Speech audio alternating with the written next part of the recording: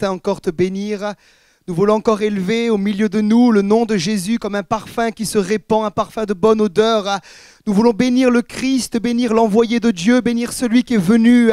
Nous voulons te louer pour ta parole est la vérité. Seigneur, tu as été la parole faite chair et nous croyons que ce matin, à l'écoute de ta parole, les cœurs sont touchés, les cœurs sont visités. Voilà pourquoi, Seigneur, maintenant au nom de Jésus, Seigneur, je prends autorité sur toute forme de forteresse qui s'élève contre la connaissance de Dieu dans nos cœurs et dans nos vies. Et je prie, Père, que toute forme d'opposition soit brisée en ton nom et qu'au nom de Jésus, ta parole trouve un écho favorable parce qu'elle est réellement la parole de Dieu. Merci d'enlever toute forme d'endormissement, d'assoupissement et de réveiller nos cœurs ce matin parce que nous voulons être prêts pour ton retour. Sois béni et loué, Père, au nom de Jésus. Et tout le peuple dit Amen. Amen. Alléluia. Ça va le micro? C'est pas... Faut pas le monter un peu, mon frère? J'aime bien m'entendre, c'est pour ça. Super, merci, alléluia. Que Dieu soit béni. Voilà, ce matin, j'ai un thème que le Seigneur a mis sur mon cœur et c'est un thème où le Seigneur me demande un petit peu d'aller dans le sens pour reprendre nos cœurs, reprendre nos vies et pour certains peut-être se remettre en marche dans leur vie chrétienne avec le Seigneur Jésus. Je disais ce matin au premier culte que hier soir, en priant avec mon épouse et en priant pour le message, le Seigneur mettait vraiment cette pensée sur mon cœur. Il faut ce matin que tu parles à l'Église, il faut aussi que tu reprennes l'Église dans certains domaines. Et je crois que la parole est donnée aussi pour nous reprendre afin que nous puissions ensemble arriver à l'image de Jésus. Quelqu'un me dit Amen. Et c'est pour ça que ce matin, le message que Dieu m'a donné est un message pour nous reprendre et nous remettre sur les rails de la vie chrétienne pour certains. Amen. Alors ce matin, mon thème, c'est rester bouillant et refuser la tiédeur spirituelle dans nos vies. Est-ce que tu peux le dire à un voisin ce matin? Refuse la tiédeur spirituelle dans ta vie. Et s'il ne comprend pas, dis-le avec force ce matin. Et si tu n'écoutes pas, dis-le à un autre voisin, mais dis-le ce matin. Il faut qu'il l'entende. Refuse la tiédeur spirituelle dans ta vie et sois bouillant. Amen. On ouvre ensemble dans l'Épître aux Romains au chapitre 12. L'Épître aux Romains au chapitre 12 au verset 11. Une parole de l'apôtre Paul, Romains 12. Verset 11, il va dire « Ayez du zèle et non de la paresse. Soyez fervents d'esprit, servez le Seigneur. Amen. » Et il y a une traduction qui dit également « Maintenez la chaleur du feu. » Maintiens la chaleur du feu. Comment? En mettant des bûches sur le feu que Jésus-Christ a allumé dans ton cœur et dans ta vie. Apocalypse également, chapitre 2 et verset 4. Apocalypse, chapitre 2, verset 4. Une parole là, que Jésus donne non pas à des païens, mais à des chrétiens. Et je crois qu'on est capable d'entendre quand Dieu nous dit des bonnes choses. On est capable d'entendre quand Dieu nous dit « je veux te guérir », quand il nous dit « je veux te bénir, je veux te sauver, je veux te secourir, je veux te délivrer ». Mais on doit également être capable d'entendre quand Dieu nous dit quelque chose dans le sens « ce que j'ai contre toi ». Et là, il dira, mais ce que j'ai contre toi, c'est que tu as abandonné ton premier amour. Verset 5, souviens-toi donc d'où tu es tombé et repens-toi. Amen. Et je vois également que dans le même verset 5, Jésus va dire, sinon je viendrai et j'ôterai ton chandelier. Et je sais que dans la parole de Dieu, le chandelier, c'est le symbole de la présence de Dieu.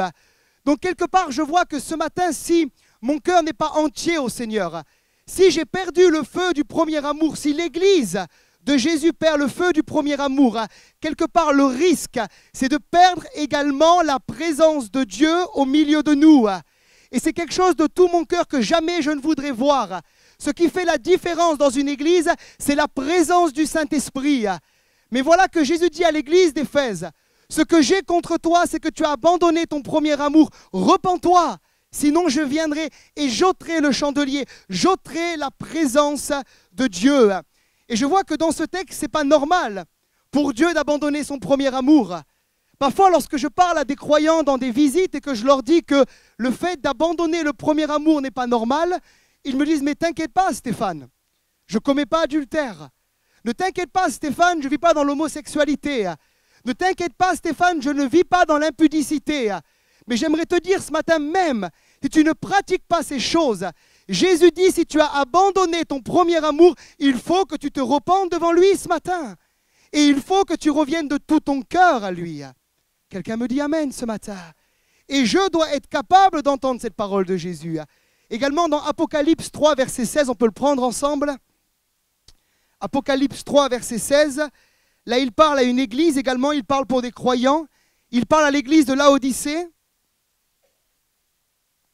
Et il dira à cette église, ainsi, parce que tu es tiède et que tu n'es ni froid ni bouillant, je te vomirai de ma bouche. Amen. Et ça, c'est également une parole forte de Jésus. Une parole terrible qu'il donne à une église qui se croyait riche, à une église qui se croyait arrivée, à une église qui se croyait bien. Mais Jésus dira à cette église, en réalité, tu es malheureux. En réalité, tu es aveugle. En réalité, tu es nu. Et Jésus dira au verset 19, et donc du zèle, et repens-toi. Je crois que c'est sérieux ce matin. Si quelque part mon cœur n'est plus à 100% pour le Seigneur, si quelque part mon cœur est tiède, je risque un jour d'entendre cette parole de Jésus, je te vomis de ma bouche. Et je disais ce matin au premier culte que lorsque mon épouse me fait des plats, ça lui arrive parfois.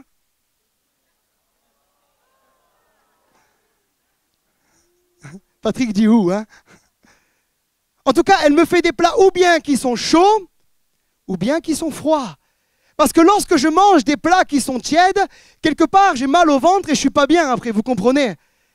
Et c'est la même chose dans le spirituel. Lorsque quelque part un chrétien né de nouveau devient tiède, quelque part, il risque également un jour d'être vomi de la bouche de Jésus. Et c'est pour ça que Jésus nous demande ce matin de nous positionner et il nous demande d'être bouillants. Il y avait depuis quelques semaines en arrière à l'église de Beau-Soleil, sans que les pasteurs se consultent, sans que les frères se consultent, le Seigneur donne une exhortation à la repentance, une exhortation parce que Jésus revient bientôt, une exhortation à la sainteté. Et je crois que c'est quelque chose de très sérieux ce matin. Parce que la Bible dit que le jugement de Dieu, il commence toujours par la maison de Dieu. Je crois qu'un jour le jugement viendra sur ce monde et je crois personnellement que l'Église sera enlevée avant. Mais je crois que le jugement commence aujourd'hui par la maison de Dieu. Et Dieu veut ce matin que nous puissions nous positionner, ne plus être des gens tièdes mais des gens bouillants, ne plus être des gens qui vivons dans une forme de compromis mais vivre une vie sainte parce que le Dieu que nous servons est un Dieu qui est 3 fois saint. Amen. Il est 3 fois saint. Et le frère qui prêchait la semaine dernière à l'église à Beau-Soleil prenait le texte dans le livre des Actes où Ananias et Saphira, dans un temps de réveil, dans un temps où le Saint-Esprit était à l'œuvre, et je crois que des temps comme ça viennent bientôt ici. J'en suis convaincu de tout mon cœur. Dans des temps de réveil, le péché n'était pas admis dans l'église. Et il disait qu'alors qu'ils ont fait un tout petit mensonge, ils présentent là leur offrande là à Pierre. Pierre va dire, Satan a touché ton cœur, tu as menti au Saint-Esprit et à Dieu, et à l'instant même, l'un le premier, puis Saphira en deuxième vont s'écrouler et mourir. Et je crois que c'est des choses sérieuses, et c'est des choses qui se passent dans des temps de réveil. Plus le Saint-Esprit est fort, plus l'action de l'Esprit est forte, plus les miracles sont forts, plus les appels sont forts, plus la sainteté doit également être forte. Je ne peux pas chercher ce matin simplement les miracles, il faut que je cherche une vie qui est sainte ce matin. Une vie qui glorifie le Seigneur. Quelqu'un me dit Amen. Et pour ça, il faut que tu sois bouillant ce matin. Alors mon premier point ce matin, c'est comment garder le feu du premier amour. Parce que oui, c'est possible de garder le feu du premier amour. Alors comment? Je crois que lorsque j'observe et je regarde la vie des croyants, normalement, la plupart du temps, au début de leur vie chrétienne, ils ont été touchés par la grâce de Dieu. Ils ont été touchés par la puissance de Jésus. Et au début de leur vie chrétienne, souvent, ils sont bouillants. C'est vrai ou pas? Ils viennent aux réunions, ils jeûnent, ils prient, ils témoignent, ils prient pour les malades. Il y a quelque chose qui se passe dans leur cœur. Ils viennent de rencontrer le Seigneur Jésus. Et puis souvent, j'observe, je regarde, au bout de quelques années, tu as l'impression d'avoir des religieux, tu as l'impression d'avoir des gens qui sont là juste pour être là, tu as l'impression d'avoir des gens qui ne supportent plus le mot prière, le mot repentance, le mot sainteté, et tu dis, mais qu'est-ce qui s'est passé? Pourtant, c'est le même bonhomme que j'ai vu le jour de son baptême, le jour de sa confession, proclamer qu'il suivrait Jésus jusqu'au bout, et à peine 3, 4, 5 ans, et encore je suis large parfois, il n'y a plus rien. Je vous pose la question, peuple de Dieu, est-ce que c'est normal aux yeux du Seigneur? Moi, je crois que normalement, bibliquement parlant, quand je regarde la parole, plus le temps passe, plus le croyant est appelé à mieux connaître Jésus. La Bible me parle de vivre de gloire en gloire avec lui. Et normalement, tu devrais ressembler à Jésus plus qu'hier. Et chaque jour, de plus en plus, de jour en jour, tu devrais ressembler au Seigneur Jésus. Amen. Tu devrais ressembler à Jésus. Ça, c'est la norme biblique. Mais bien souvent, dans les églises, ce n'est pas forcément la norme. Alors pourquoi? Je crois que la première clé pour pouvoir éviter cela, c'est de passer justement d'un amour émotionnel à un amour de conviction pour le Seigneur Jésus. Par exemple, je vous ai dit tout à l'heure que lorsqu'on est touché par le Seigneur, on est touché par la grâce de Dieu. Par exemple, pour certains, vous étiez malade et vous avez été guéri en venant à Jésus. Peut-être pour d'autres, vous étiez au chômage et Dieu vous a béni. Peut-être pour d'autres, il y avait des problèmes dans la famille, les enfants, le couple, vous êtes venus au Seigneur, un pasteur a prié, Dieu a béni, vous êtes repentis de vos péchés, vous êtes nés de nouveau et depuis, ça va. Mais tu vas voir, mon frère, ma sœur, que dans ta vie chrétienne, il y a un moment où le nuage va commencer à passer. Il y a un moment où tu ne pourras plus toute ta vie être dans cet amour émotionnel. Émotionnel. C'est comme dans un couple. Toute ta vie, tu ne peux pas constamment être dans les émotions avec ton épouse. Il faut que tu passes à quelque chose de solide, à quelque chose de stable, et tu construises une relation avec elle. Et c'est pareil avec le Seigneur Jésus. Le feu du premier amour, au bout d'un moment, il passe, parce que les émotions passent. Alors qu'est-ce qu'il faut faire pour le faire demeurer dans nos vies? Il faut passer non plus un amour d'émotion, mais un amour de conviction. Je n'ai pas entendu assez d'amen ce matin. Un amour de conviction. Ça veut dire que je viens maintenant dans la maison de Dieu, non plus parce que je suis sous des émotions, mais je viens par conviction. Et je disais à mon épouse une fois, chérie, qu'il neige, qu'il pleuve, qu'il fasse vent, qu'il y ait la 3e guerre mondiale dehors, j'irai tous les dimanches au culte. Je viens par conviction. Je commence à prier non plus parce que je suis sous une émotion et parce que Dieu m'a béni, m'a relevé, mais je prie le Seigneur par conviction et j'ai une vie de prière convaincue. Je le cherche tous les jours de ma vie, qu'il pleuve, qu'il fasse neige ou qu'il fasse vent, j'ai une relation avec Jésus. Je lis sa parole, je médite sa parole, j'étudie sa parole par conviction parce que j'ai compris qu'elle est la parole de Dieu et qu'elle transforme ma vie. Je le fais par conviction. Je nettoie ma vie du péché. Je mets les bonnes priorités, je mets de l'ordre. Je fais que Jésus n'est pas seulement sauveur et Seigneur par conviction. Ça veut dire que je n'ai plus besoin d'un don spirituel, j'ai plus besoin de savoir qu'il m'a béni pour enlever le péché dans ma vie. Je veux le suivre par conviction et je nettoie ma vie du péché. Quelqu'un me dit Amen. Et ça, c'est un amour qui dure. C'est un amour qui non plus est un amour émotionnel de 2 ou 3 ans, mais c'est un amour qui va de gloire en gloire et de victoire en victoire avec le Seigneur.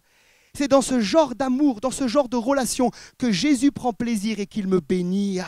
J'établis avec lui une relation stable. J'établis avec lui une relation solide. J'établis avec lui une relation qui est bâtie sur le roc. Amen. C'est sa volonté ce matin. Alors ce matin, mon deuxième point, qu'est-ce qui fait que parfois les croyants se refroidissent? Qu'est-ce qui fait que justement les croyants démarrent souvent en feu et au bout d'un moment, il n'y a plus rien du tout? J'ai fait une liste de certaines choses et elle n'est pas exhaustive ce matin, mais j'aimerais donner quelques points avec vous. La première chose que j'ai nommée et que le Seigneur a mis sur mon cœur, c'est un problème que je retrouve parfois beaucoup chez les croyants, c'est la déception de Dieu. Parfois, je fais des visites et je prie pour des croyants et lorsque je cherche un peu, je me rends compte que beaucoup de croyants ont été déçus de Dieu. Et quelque part, ils ont mis sur la personne de Jésus une attente qui n'a pas encore été réalisée. Ou bien un tas d'épreuves qui est venu, alors que pourtant ils étaient bien, ils ne péchaient pas, puis d'un coup il y a une maladie, d'un coup il y a un problème avec un enfant, d'un coup il n'y a plus de travail, et quelque part le chrétien se refroidit, puis au lieu de louer le Seigneur, de le chercher plus, d'avancer, quelque part il se refroidit. Et je crois que ce matin, Dieu est celui qui ne nous déçoit jamais. Je crois qu'il ne se trompe jamais dans ce qu'il fait. Et je crois que dans toutes les circonstances de ma vie, je suis appelé à bénir le Seigneur. Et je crois, moi, que toutes les circonstances de nos vies, même les plus difficiles, les plus compliquées, n'ont qu'un seul but, m'amener à la connaissance de Jésus-Christ. Et personnellement, toutes les épreuves par lesquelles je passe, je peux témoigner ce matin, Dieu m'en est témoin, qu'elles m'approchent de plus en plus de lui et elles m'apprennent de plus en plus à le connaître. Et ce matin, pour certains, j'aimerais vous dire peut-être, si tu pries et la chose n'est pas encore arrivée, ne te refroidis pas. Ne deviens pas un chrétien qui est tiède, mais continue à chercher la face du Seigneur. Continue à prier, continue à jeûner, persévère. La Bible dit, c'est l'auteur de l'Épître aux Hébreux au chapitre 6, qu'il faut imiter ceux qui par la foi et la persévérance héritent les promesses. Amen. Toutes les épreuves me poussent à aller de plus en plus dans les bras de Jésus. Oh, alléluia. La déception de Dieu. La deuxième chose, c'est la déception également des hommes. Dans les entretiens, dans les rendez-vous que je fais parfois, certains deviennent tièdes, certains deviennent froids. Pourquoi? Parce qu'ils ont été déçus d'un homme, déçus d'un pasteur, déçus d'un serviteur de Dieu. Par exemple, ils ont été malades et au moment où ils ont été malades, le pasteur ne l'a pas su, il n'est pas venu à la maison, alors on se refroidit, on n'a plus envie de louer le Seigneur, on n'a plus envie de prier, ou le pasteur ne m'a pas salué à la fin, ou un frère m'a critiqué, un frère m'a jugé, et quelque part je me refroidis, j'ai plus vraiment envie d'être bouillant. Moi, j'aimerais vous dire que je crois également que dans nos vies, le Seigneur permet de telles circonstances pour que nous puissions l'adorer réellement, lui seul et que lui. J'en suis convaincu. À chaque fois qu'un homme te déçoit, c'est Dieu qui le permet pour que tu puisses te rapprocher de lui. Je donnais ce témoignage ce matin, je connais un homme de Dieu, un homme remarquable. Et puis un jour, je me retrouve dans son église et souvent, je passais du temps avec lui. Et puis la fois où j'ai été, cette fois-ci, il n'a pas eu de temps pour moi. Pas eu le temps de prier avec moi, pas eu le temps d'exhorter, pas eu le temps d'ouvrir la Bible. Et je suis reparti déçu, je suis reparti triste. Et je dis au Seigneur, mais Seigneur, tu vois, je suis monté, j'ai fait des kilomètres. Il n'a même pas pris le temps avec moi. Et alors que j'étais en voiture, j'entends la voix du Seigneur qui me dit dans Jérémie 17, verset 5, « Maudit soit l'homme qui se confie en l'homme et béni soit l'homme qui se confie en l'Éternel. » Et là, j'ai compris. J'ai dit, Seigneur, je ne veux pas que ces choses commencent à toucher mon cœur. Je n'ai pas envie que ces choses commencent à manger mon onction. Je n'ai pas envie que ces choses fassent de moi quelqu'un de tiède. Mais même si l'homme ne me calcule pas, ne me comprend pas, moi je veux continuer avec toi. Un amour déterminé, un amour convaincu qui ne s'arrête pas devant la première circonstance. Patrick me disait ce matin également, peut-être pour d'autres, c'est la déception de vous-même. Vous attendiez à des choses mieux de votre part et vous êtes déçus et vous boudez dans votre coin ce matin. Mais Dieu te dit, ne sois pas comme Élie dans la grotte. Lève-toi et reprends ta marche vers l'exaucement. Lève-toi et reprends ta marche vers le Seigneur. Mais sois quelqu'un de bouillant parce que Dieu n'aime pas les tièdes ce matin. Il les vomit de sa bouche. Quelqu'un me dit Amen. Peut-être pour d'autres également, ce qui peut faire que votre vie aujourd'hui est un petit peu tiède. Et tout ça, c'est des excuses qu'on est appelé à enlever devant le Seigneur. La troisième raison, c'est l'escroquerie spirituelle. Je me rends compte qu'aujourd'hui, en particulier dans ces temps de la fin, en faisant beaucoup de visites, en écoutant beaucoup de croyants, il y a beaucoup de gens qui sont tombés dans une forme d'escroquerie spirituelle. Ça veut dire qu'ils ont rencontré des soi-disant pasteurs ou des soi-disant prophètes qui donnent des soi-disant prophéties, ou ils ont suivi des groupes un peu sectaires et quelque part, on leur a prophétisé des grandes choses. Tu seras un grand homme de Dieu, tu seras une grande femme de Dieu. Et puis plus le temps passe, plus le contraire se manifeste. Et puis là, ils ouvrent les yeux, puis ils se rendent compte qu'il leur a manqué quelque chose qui s'appelle dans la Bible le discernement, et qu'on est tous appelés à voir. Et je vous assure que les églises sont remplies d'hommes et de femmes qui ont été déçus, déçus de pasteurs, déçus de faux prophètes, déçus de fausses églises, parce que des loups ont infecté leur cœur avec des fausses doctrines. Et les gens comme ça, pour les ramener dans l'église aujourd'hui, les gens comme ça, pour les exhorter, pour les guérir, pour les consoler, je vous assure, il faut vraiment une action du Saint-Esprit. Mais c'est possible. Moi, souvent, je dis à ces gens-là, écoute, si un jour tu as reçu un faux billet de 50, ce n'est pas pour autant que tu as arrêté de payer avec des vrais billets de 50. Amen. S'il y a du faux, il y a du vrai. Quelqu'un me dit Amen. S'il y a des fausses prophéties, il y a des vraies prophéties. S'il y a des faux pasteurs, il y a également des vrais pasteurs. S'il y a des faux docteurs, il y a des vrais enseignants. Alléluia. Et la Bible dit dans 1 Timothée 4 qu'à la fin des temps, plusieurs abandonneront la foi pour s'attacher à des esprits séducteurs et des doctrines de démons. Et on est dans ces temps-là où on est appelé à discerner, on n'est pas appelé à tout manger, on est appelé à aimer la vérité, à connaître la vérité et à pas tout accepter dans nos cœurs comme parole d'évangile. Est-ce que vous me suivez ce matin? Et certains, malheureusement, ont fait le test. Ils sont passés par là, puis ils sont refroidis. Alors s'il y en a qui sont comme ça ce matin, à la fin du culte, venez me voir, je vais prier avec vous. Et je crois de tout mon cœur que Dieu veut vous libérer ce matin et qu'il veut vous remettre sur les pistes d'une relation puissante et profonde avec Jésus. Parce que c'est possible. Quelqu'un me dit Amen. C'est possible. Un autre point également qui fait que parfois les gens se refroidissent, et celui-là, ce n'est pas le moindre, c'est les futilités. Les choses inutiles. Dans 2 Thessaloniciens 3, verset 11, l'apôtre Paul va dire à l'église de Thessalonique, « Nous apprenons cependant qu'il y en a parmi vous dans l'église qui vivent dans le désordre, qui ne travaillent pas, mais qui s'occupent de futilité. Littéralement, le mot futilité, c'est des choses inutiles.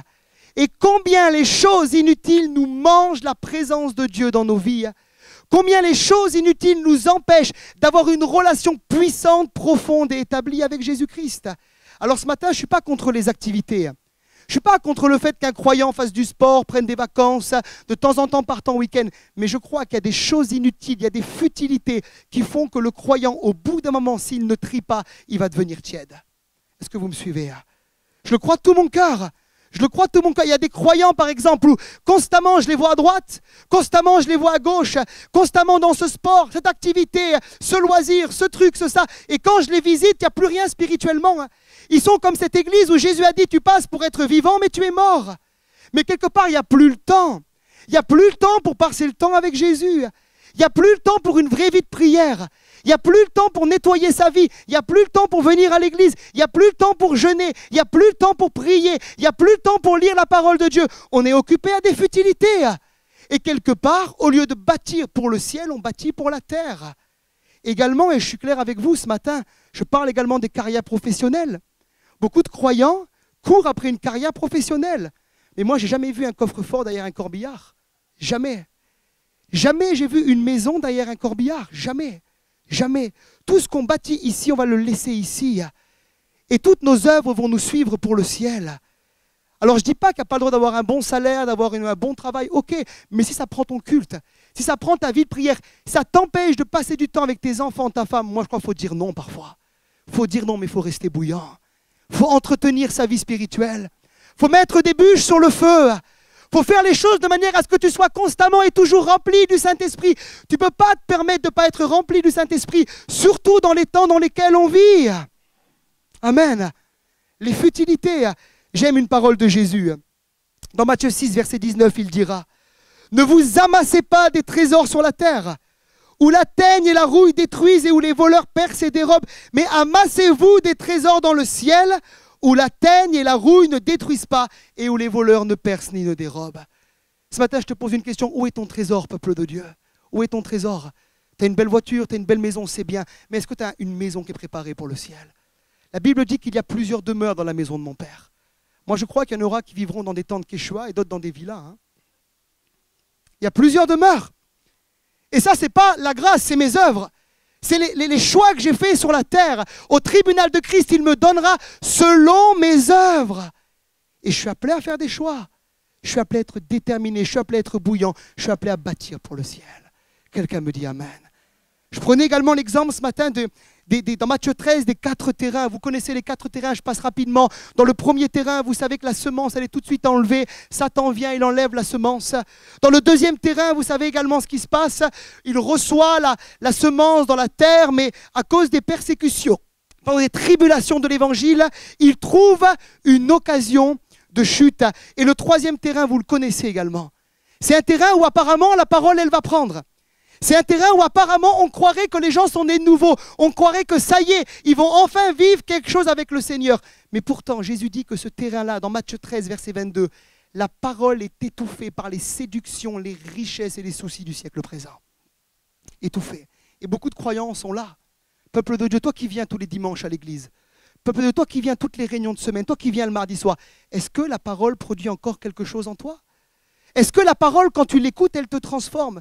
Est-ce que la parole, lorsque tu sors de ce lieu, tu peux dire « Ce que j'ai reçu ce matin va changer quelque chose dans ma vie ?»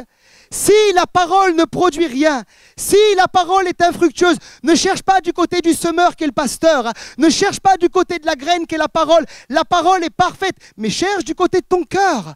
C'est que ton cœur ne permet pas à la parole de produire un effet. Je crois que la même parole est prêchée en Afrique, oui ou non? La même parole est prêchée en Corée, la même parole est prêchée en Chine, la même parole est prêchée à Antibes. Alors pourquoi cette parole sur certains continents produit un effet et chez d'autres non? Moi je crois que ce n'est jamais le problème du semeur et de la parole, mais c'est toujours le problème du cœur qui reçoit la parole. Est-ce que mon cœur est labouré ce matin? Est-ce qu'il n'y a pas des choses, des futilités qui empêchent la parole de produire un effet dans ma vie? Si c'est le cas ce matin, demande au Seigneur, honnêtement, sincèrement, dis-lui Seigneur, s'il y a des futilités, des choses qui me mangent ma relation avec toi, montre-le-moi et je suis prêt à les enlever, afin de devenir un 4e terrain ce matin. Un terrain qui porte du fruit. Amen. Un terrain qui permet que Jésus soit vu au travers de nous. Alléluia. Également, je passe à un autre point. Le prochain point, c'est la paresse spirituelle. On l'a lu ensemble, Romains 12, verset 11. Ayez du zèle et non de la paresse. Soyez fervents d'esprit, servez le Seigneur. Proverbe 6, verset 9. Paresseux, jusqu'à quand seras-tu couché? C'est une parole de Dieu ce matin. Paresseux, jusqu'à quand seras-tu couché? Quand te lèveras-tu de ton sommeil? Il y a des croyants, quand tu les vois, tu as envie de leur crier ça. Quand te lèveras-tu de ton sommeil, paresseux? La paresse, c'est quoi? C'est plus tard, je prierai. Plus tard, je me sanctifierai. Plus tard, je nettoierai ma vie. Plus tard, je viendrai prier. Plus tard, j'irai témoigner. Plus tard, j'irai jeûner. Mais mon frère, ma soeur, tu n'es pas appelé à être conduit par ta chair, mais tu es appelé à être conduit par l'esprit. Et souvent, la chair, elle nous empêche de marcher par l'esprit. La chair, elle nous rend paresseuses. La chair, elle s'oppose. Il y a une loi dans ma chair qui s'appelle la loi de péché, qui s'oppose à la loi de l'esprit de vie qui est en Jésus et qui est dans mon esprit, et qui s'oppose à ce que je puisse marcher par l'esprit. Mais tu es appelé ce matin à crucifier ta chair. Et tu es appelé à marcher par l'esprit. Que tu aies envie ou pas, tu ne marches pas par les émotions, tu marches par la décision. Et tu pries. Et tu ne laisses pas la paresse. Je prenais un exemple ce matin qui était très clair. Est-ce que vous connaissez Zorro ce matin? Vous connaissez Zorro ce matin? Moi, j'aimais bien quand j'étais jeune, on regardait Zorro. Et souvent, il y avait un personnage qui s'appelait le sergent Garcia. Et quand Zorro passait, le temps que sergent Garcia se lève, Zorro était parti. Et il y a des croyants qui sont tellement lourds par la chair, tellement lourds qu'ils ressemblent parfois au sergent Garcia. Quelqu'un me dit Amen. Au lieu de développer leur homme intérieur et d'être rapide, de prier, de parler en langue, de jeûner, de s'approcher de Dieu, d'avoir une relation avec Dieu, le temps qu'ils se lèvent, le temps qu'ils se mettent en route, il y a une forme de paresse qui s'est installée. Et quelque part, qui fait que ces croyants sont devenus des croyants qui sont tièdes et qui sont en danger. Et ce matin, si c'est le cas, il faut réagir au nom de Jésus. Amen. Et on va prier à la fin de ce culte pour que tu puisses réagir au nom de Jésus. Mon dernier point sur les choses qui peuvent emmener la chaleur de l'esprit dans nos cœurs, amener la tiédeur, c'est le passage de 1 Timothée 6, 20 et 21. Paul va dire à Timothée, ô Timothée, garde le bon dépôt. On aurait pu traduire par reste connecté, reste bouillant, Timothée. Comment? En évitant les discours vains et profanes et les disputes de la fausse science, des fausses doctrines, dont font profession quelques-uns qui se sont ainsi détournés de la foi. Il y a des gens qui ne gardent pas le bon dépôt de la parole. Il y a des gens qui reçoivent la parole, un instant ils sont bouillants, mais ils rentrent tellement dans un style de discussion, dans des discussions vaines, dans des discussions de un tas de choses, quelque part, qu'ils empêchent leur cœur de rester bouillant pour le Seigneur. Moi, je vous encourage à fuir toutes ces choses-là. Et j'ai regardé hier soir la dispute, dont, comme Paul en parle à Timothée, est une œuvre de la chair également. Le fait d'avoir des disputes, d'avoir des conflits, c'est une œuvre de la chair. Et il y a des gens qui, quelque part, marchent tellement par la chair qu'ils ne peuvent pas être bouillants. Ils sont constamment engagés dans un combat qui n'est pas le bon combat. Engagés dans des disputes, engagés dans des vains discours, engagés dans des choses dont Paul va dire à Timothée, fuis ces choses-là et garde le bon dépôt de la parole. Si vous connaissiez mon père, à chaque fois qu'il y a division, à chaque fois qu'il y a dispute, il est à l'opposé. À chaque fois. Je me rappelle au début, j'étais jeune converti. J'étais un peu plus charnel que maintenant, on va dire. Parce que normalement, c'est de gloire en gloire. Tu es de moins en moins charnel, de plus en plus spirituel avec le Seigneur. Mais c'était le début. J'étais très charnel, on va dire. Et j'allais chez lui et je disais, papa, t'as vu tel croyant dans l'église? T'as vu telle femme? T'as vu tel homme? T'as vu tel frère? Et je cherchais en lui un ami pour m'écouter et pour discuter. Mais à chaque fois que je faisais ça, il ouvrait sa Bible, il ne me calculait pas. J'étais mal. Et quand je rentrais à la maison, le Saint-Esprit pouvait travailler pour me convaincre de péché, m'amener à la repentance. Mais combien de croyants sont comme ça? Dans la dispute, les divisions, les œuvres de la chair. Et quelque part, au lieu d'être bouillants, ils se refroidissent, ils deviennent tièdes. Et il n'y a plus rien. Ce matin, il est temps de réagir, peuple de Dieu. Il est temps de réagir. Et je termine par ces deux dernières pensées. Pourquoi? Pourquoi Dieu veut que je sois bouillant ce matin? La première raison, elle est très simple. Il veut que tu sois bouillant pour aller jusqu'au bout de la course. Il veut que tu sois bouillant pour aller jusqu'au bout de la course. Et il y a des textes qui nous montrent, comme 2 Timothée 4, verset 10, que certains, même au temps de Paul, ont abandonné la course. Il parlera de Démas qui m'a abandonné par amour pour le siècle présent. Ne pensez pas qu'en étant tiède, l'ennemi ne va pas venir vous titiller, vous séduire et vous ramener en arrière. L'ennemi attaque toujours les croyants qui sont tièdes. Ceux qui sont bouillants, il ne les supporte pas. Mais les tièdes, il peut parfois les séduire parce qu'il sait que le monde est en train de rentrer dans leur cœur. Et il les éloigne de la vérité. Il les éloigne, il les séduit. Et ce genre de croyants-là sont en danger spirituel. Je prenais un exemple très clair également ce matin. Je parlais du mot Belzébuth. Le mot Belzébuth veut dire radicalement le prince des mouches. Et je disais ce matin que le prince des mouches, c'est Satan qui est le prince des démons. Et moi, jamais j'ai vu des mouches, jamais se mettre sur un four qui est embrasé. Jamais. Mais lorsque chez moi, le four est froid, il y a plein de mouches qui viennent et qui s'y mettent. Mais lorsque je mets le feu dans mon four, il n'y a aucune mouche qui s'y met. Est-ce que vous me suivez ce matin? Celui qui rôde comme un lion rugissant, il va envoyer des mouches, il va envoyer des choses. Mais si tu es bouillant, crois-moi que ces mouches-là, au nom de Jésus, elles sont vaincues. Mais sois bouillant, parce que si tu es tiède, il risque quelque part de te ramener en arrière. J'ai vu des croyants, vous savez, j'ai 27 ans, mais je suis fils de pasteur, je connais très bien les églises, les milieux évangéliques, tout ça. J'ai vu des croyants qui ont bien démarré. J'ai des souvenirs de gens à Beau Soleil qui se sont convertis, des conversions radicales, qui étaient clairs avec le péché, qui parlaient en langue, qui venaient aux réunions. Et ces gens-là, aujourd'hui, je peux vous garantir, certains d'entre eux, je ne sais même pas où est-ce qu'ils sont aujourd'hui. Je ne sais même pas s'ils sont encore chrétiens. Je ne sais même pas si certains suivent un groupe. Gloire à Dieu, certains sont restés fidèles. Il y a toujours des gens qui restent fidèles. Mais certains ont été détournés. Pourquoi? Au fur et à mesure, on devient tiède. Au fur et à mesure, on ne prie plus. Au fur et à mesure, on ne vient plus. Au fur et à mesure, on laisse le péché rentrer dans nos vies. Au fur et à mesure, l'esprit de compromis est là. Et quelque part, un jour, on lâche le Seigneur. Et Jésus dit, celui qui me renie, je le renierai également. Et ça, c'est triste. Mais c'est une réalité spirituelle. Mais celui qui persévérera jusqu'à la fin sera sauvé. Et celui qui persévérera, il régnera également avec lui. Pendant les 1000 ans, il régnera avec lui. Oh, quelqu'un me dit Amen. Est-ce qu'on peut acclamer Jésus juste un instant, s'il vous plaît? Je sens dans mon cœur, acclamons Jésus, acclamons-le, acclamons-le.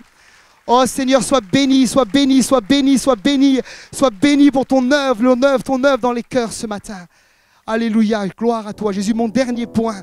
Restez bouillant également pour être prêt pour l'enlèvement de l'Église. Est-ce que tu sais que l'Église, bientôt, va être enlevée? Le prochain événement prophétique que l'Église va connaître, c'est son enlèvement.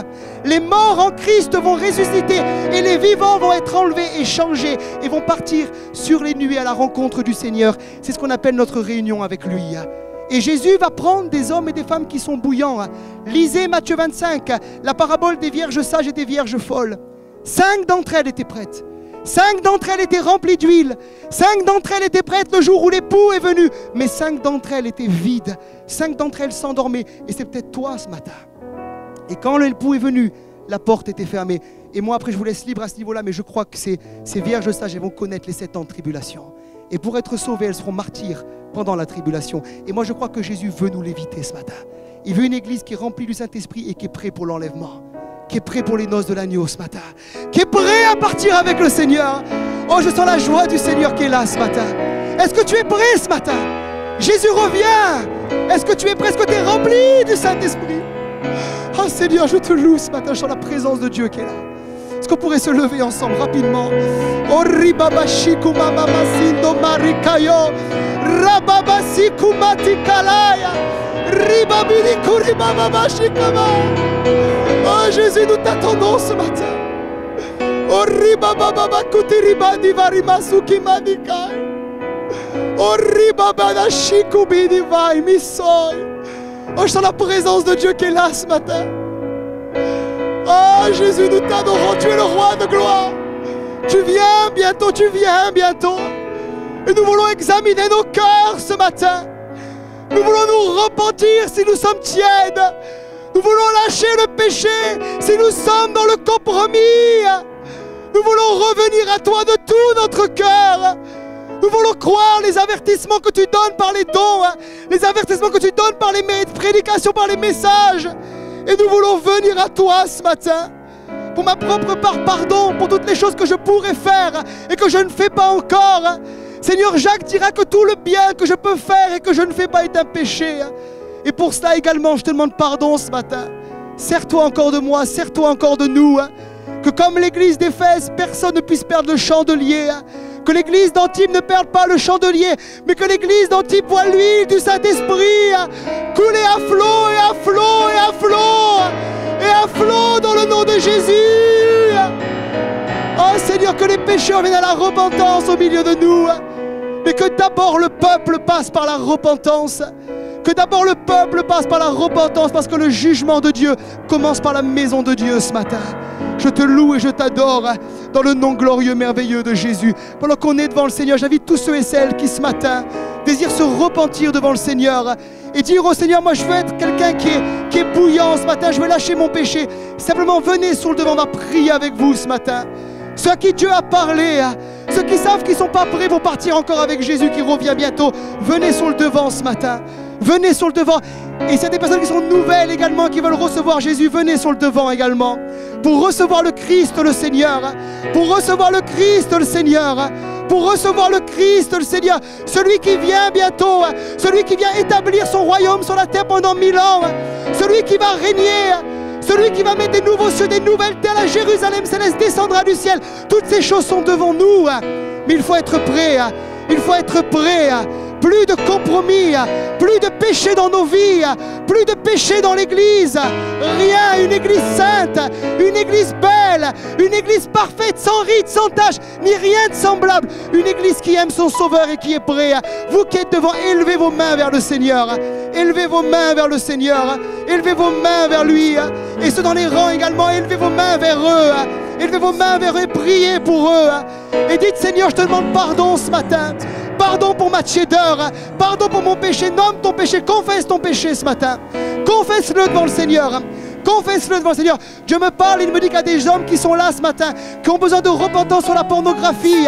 Avancez-vous également devant ce matin. Venez dans la repentance devant le Seigneur. Jésus, visite ton peuple ce matin. Est-ce que les frères peuvent venir prier pour tous ces bien-aimés? Rapidement, mettez la main sur eux. Priez avec eux. Est-ce que des frères responsables peuvent venir prier?